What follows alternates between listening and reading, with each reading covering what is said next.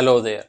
आज का वीडियो थोड़ा सा ध्यान देने वाला है। आप अगर देख रहे हैं तो थोड़ा सा ध्यान से देखिएगा, जब भी आपको मेरी बातें समझ में आएगी। ऐसा माना जाता है कि हर किसी की लाइफ में एक मोमेंट ऐसा होता है जो एक्सपीरियंस करने के बाद उसको ऐसा लगता है कि ऐसा उसके साथ पहले भी हो चुका है। उसी को ही डेजा वू कहते हैं। लेकिन डेजा वू होता क्यों है, इसका आंसर अभी भी किसी के पास नहीं है, लेकिन बहुत सारी थ्योरीज इसको लेकर है।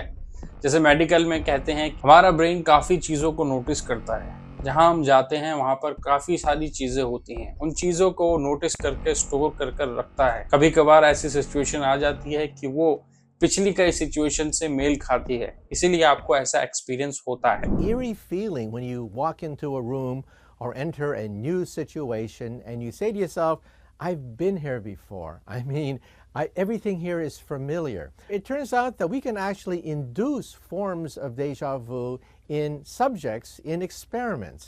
So there is a theory that says that deja vu simply elicits fragments of memories that we have stored in our brain.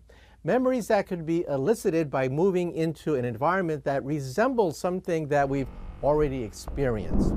ऐसा भी माना जाता है कुछ चीज़ें आपको पुरानी चीज़ों को याद दिलाती है। जैसे आपको कोई खुशबू आती है तो शायद वो आपको रिकॉल करता है किसी चीज़ के लिए, और आपको ऐसा लगता है कि ये चीज़ आपके साथ पहले भी हो चुकी है। ऐसा भी माना जाता है कि आपके बॉडी सेंस कुछ देर में रिएक्ट करते हैं, इसीलिए आपको ऐसा महसूस होता है। ड्रीम को भी डेजा वू से मिलाया गया है। जैसे माना जाता है कि हम जब सपना देखते हैं तो हमारी एक अपनी दुनिया बन जाती है। वहाँ पर हम बहुत कुछ देखते हैं और कुछ याद रखते हैं और कुछ भूल जाते हैं। पर रियल वर्ल्ड में जब हम आते हैं तो वो दोनों सिचुएशन मिल जाती है। कई सिचुएशन ड्रीम से हमारी मिलती है, उसी को हम डेजा वू कहते हैं। अगर आपने मेरी ड्रीम वीडियो नहीं देखी तो आप उसको ज़रूर देखिए। पैरेलल यूनिवर्स और मल्टीवर्स, ऐसा माना जाता है हम एक टाइम पर काफ़ी सारी ज़िंदगी जीते हैं। हमारे डिसीजन उस पर डिपेंड रहते हैं कि हम कैसी ज़िंदगी जिएंगे।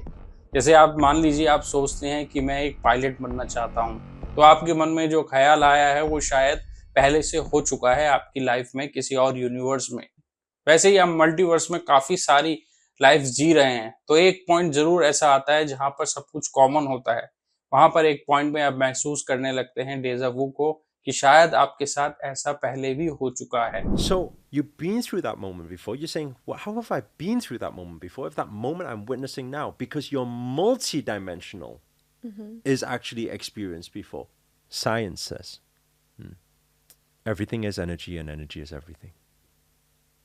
So thought is energy. Person is energy. Situation is energy. It cannot be created nor destroyed. It can only be transferred.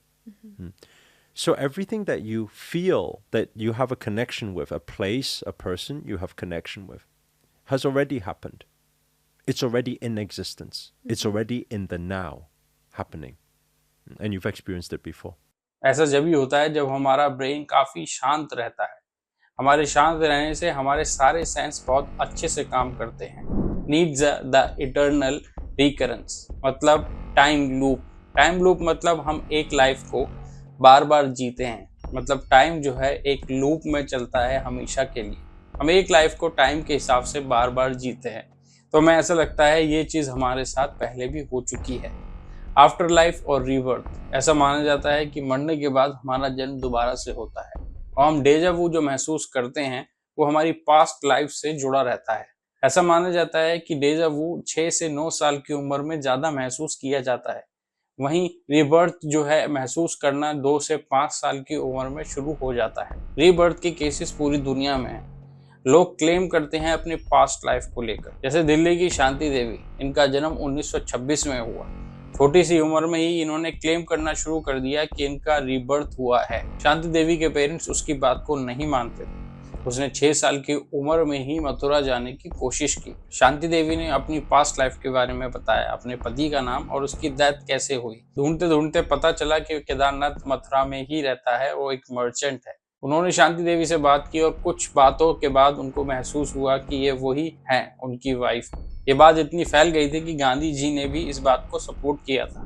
Delhi में कुछ साल पहले पैदा हुई एक लड़की बता रही थी कि उसने पुनर्जन्म लिया है, और उसकी बातें इतनी पुख्ता थीं कि कई लोग इस पर विश्वास किए बिना रह नहीं पा रहे थे। गांधी इस खबर से इतने प्रभावित हुए कि उन्होंने पहले तो खुद शांति से मुलाकात की और फिर एक 15 सदस्यीय कमीशन नियुक्त किया जो इस पूरे मामले की छानबीन कर सके। अंत में गांधी को जो रिपोर्ट मिली उसके आधार पर उन्होंने माना कि सच में ये पुनर्जन्म का केस था। ऐसे केस पूरी दुनिया में सुनाई देते हैं, जैसे कैमरन, जेम्स और चेस बोमैन। कई केसेस को बिल्कुल सही माना गया है क्योंकि उन्होंने वही सिचुएशन बताई है जो उनके साथ घटी है।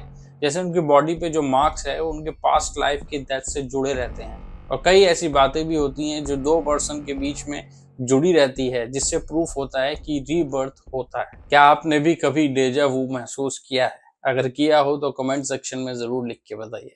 मिलते हैं नेक्स्ट वीडियो में।